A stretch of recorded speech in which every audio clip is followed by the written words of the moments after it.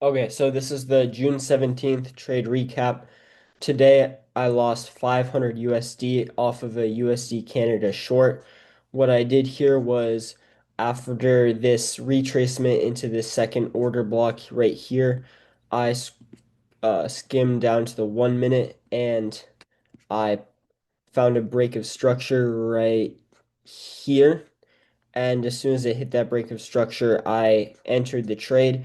I set my stop loss up here, my take profit all the way down here. Within this area of liquidity right here, and price ended up shooting in the other direction.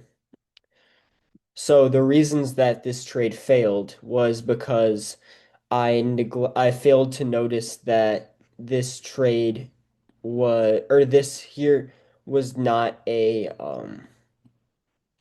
this was not a this was not a retracement. This was a liquidity sweep and a break of structure to the upside, and I failed to recognize that. And there was low impact news which was in retail sales, which may have affected the markets but not in the same way as an FOMC would have.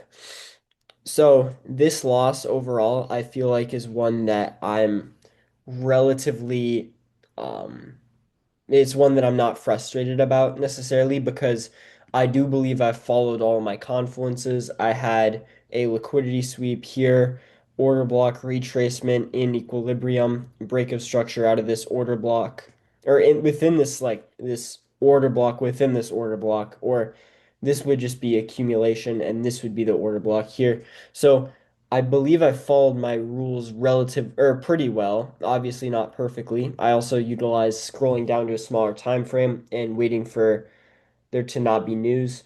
I also de-risked on this one 0.5%, and that's just my normal that's the normal amount I'm planning on de-risking.